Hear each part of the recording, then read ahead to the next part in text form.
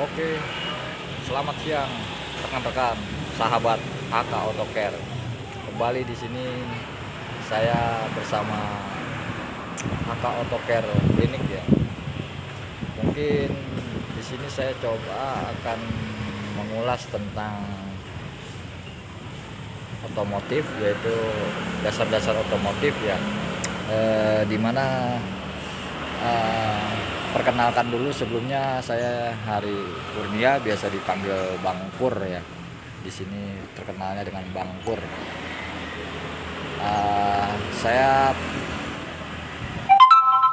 berkas lulusan mekanik Astra Internasional di PT 2000 Toyota ya. Kurang lebih selama 20 tahun lah saya di sana.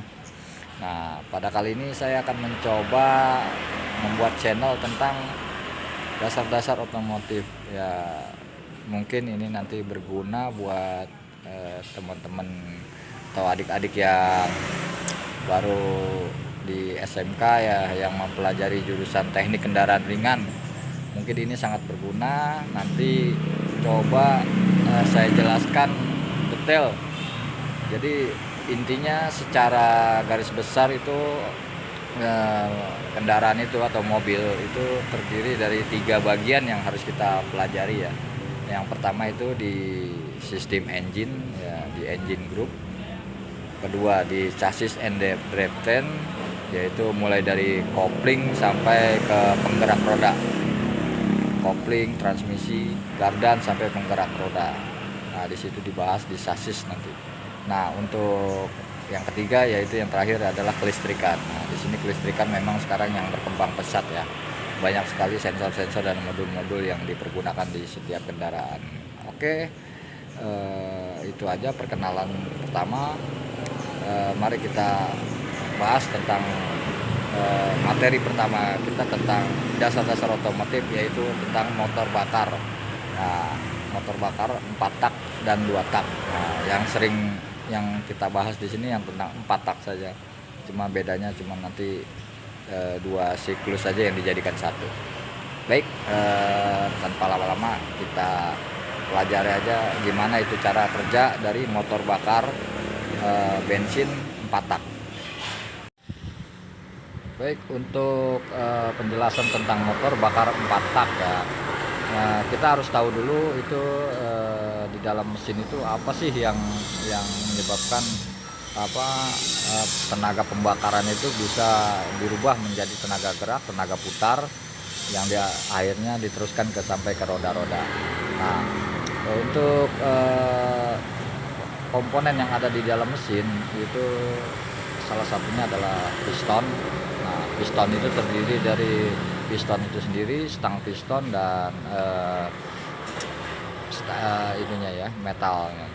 Nah, piston itu sendiri yang sangat berfungsi sangat vital, karena dia yang meneruskan tenaga pembakaran itu ke poros engkol. Nah, poros engkol itu yang mengaitkan antara piston, tempat berputarnya piston turun naik, isi yang menghasilkan putaran dirubah oleh poros engkol menjadi tenaga putar.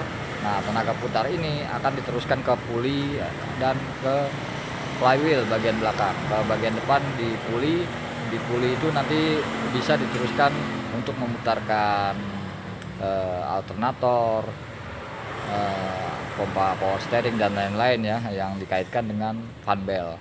Nah, sehingga untuk yang ke belakangnya nanti diteruskan, disimpan tenaga putarnya itu oleh flywheel, yang mana nanti flywheel itu akan menyimpan tenaga putaran dan diteruskan di bagian kopling, nah, dan ke sasis, ke bagian drivetrainnya ya.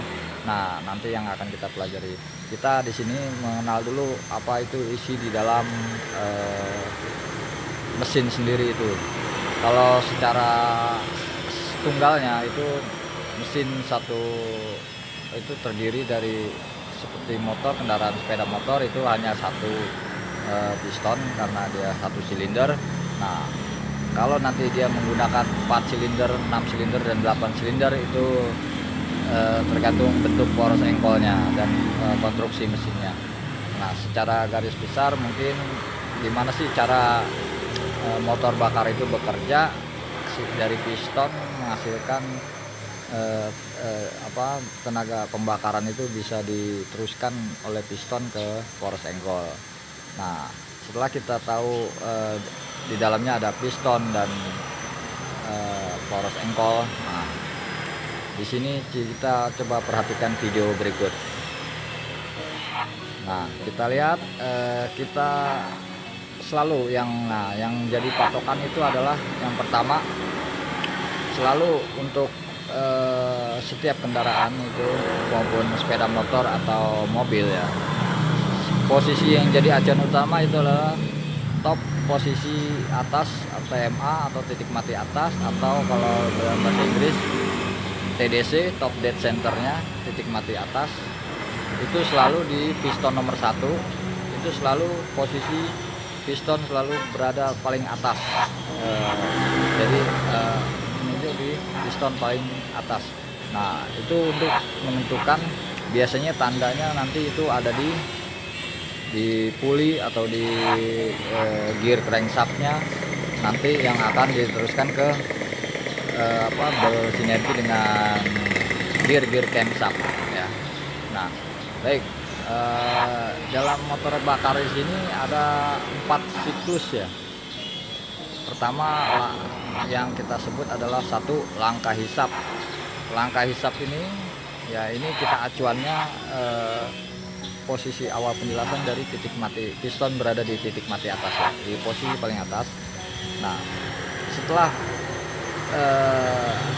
gimana sih caranya piston itu untuk pertama kali turun ke bawah? Nah, itu kan pertama kali dihidupkan oleh starter, motor starter.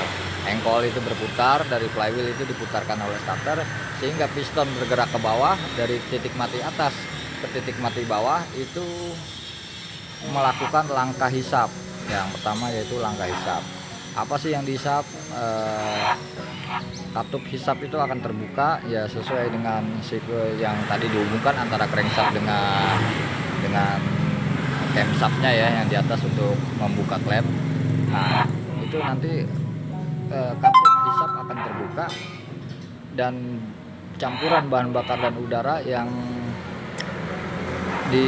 dari intake manifold itu akan masuk ke dalam ruang bakar, karena piston bergerak dari titik mati atas ke titik mati bawah itu melakukan langkah hisap.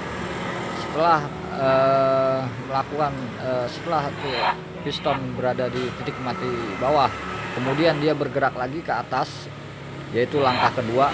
Ini adalah langkah kompresi.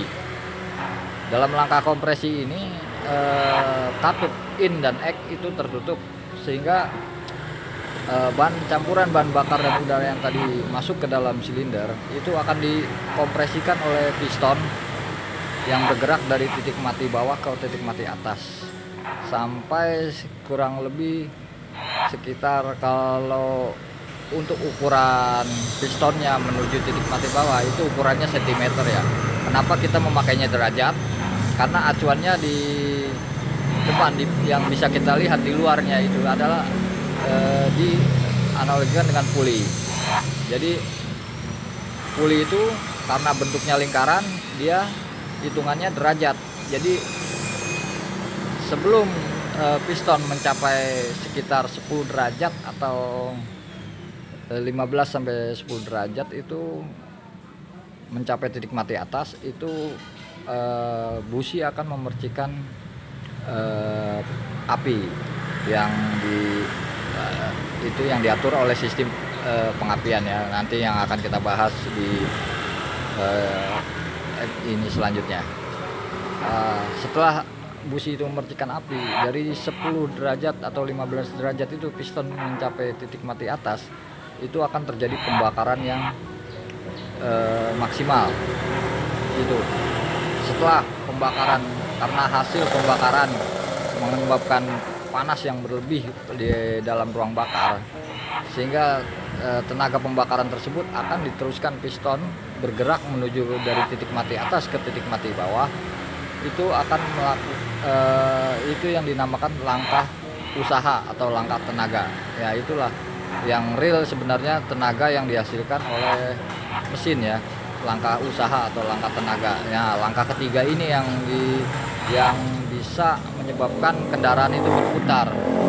Setelah piston itu bergerak dari titik mati atas ke titik mati bawah karena dorongan dari tenaga pembakaran, otomatis dia akan bergerak lagi naik dari titik mati bawah ke titik mati atas. Nah, pada saat langkah keempat ini dari titik mati bawah ke titik mati atas, itu katup X akan terbuka. Nah, katup X akan terbuka itu dia akan membuka lubang ke arah exhaust manifold, sehingga piston dari bergerak dari titik mati bawah ke titik mati atas itu akan melakukan langkah terakhir, yaitu langkah keempat, namanya langkah pembuangan. Nah, di situ sisa bahan bakar, sisa pembakaran itu akan dibuang ke exhaust manifold, gitulah. Nah, terus siklusnya akan berangsur seperti itu dari 4 siklus tadi. Nah, tergantung berapa jenis piston yang ada, jenis silindernya yang ada di kendaraan masing-masingnya. Seperti Toyota itu Agya ada yang 3 silinder, untuk Avanza ada yang 4 silinder. Nah, tergantung setiap silindernya itu akan melakukan 4 langkah tersebut secara bergantian sesuai firing order namanya. Jadi tidak langkahnya tidak akan sama. Setiap silinder akan melakukan langkah yang beda-beda, tapi melakukan 4 langkah tadi sesuai urutan firing ordernya gitu. Nah, intinya sih itu aja. Jadi bagaimana sih tenaga mesin itu bisa dihasilkan sehingga bisa menghasilkan putaran ya, yaitu tenaga pembakaran tadi yang dari 4 silinder tadi menghasilkan tenaga putar, tenaga dorong semua ke bawah oleh piston, ke 4 piston itu akan menghasilkan tenaga putar ya. Tenaga putar ini akan diteruskan oleh poros engkol ya, gimana poros engkol itu kan merubah dari tenaga naik turunnya piston ke 4 piston, 3 piston atau 4 piston. Itu tergantung nanti bentuk poros engkolnya. Nanti dia yang akan merubah dari tenaga langkah turun naiknya piston dirubah menjadi tenaga putar oleh poros engkol. Nah, tenaga putaran ini, putaran yang dinamakan putaran mesin, yang pada akhirnya akan dinamakan putaran mesin. Nah, putaran mesin itu tergantung kecepatan nantinya, bisa semakin cepat atau gerakan lambatnya. Nah, tenaga putar itu nanti akan disimpan oleh flywheel ya.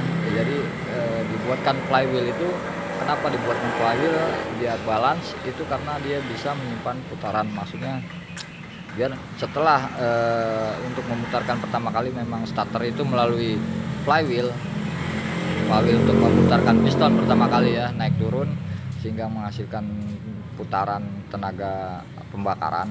Nah, setelah mesin berputar itu tenaga akan disimpan putarannya oleh flywheel.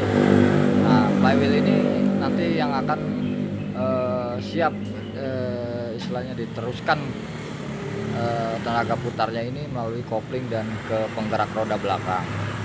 Itu sih. Baik, mungkin itu saja yang bisa saya jelaskan pertama-tama.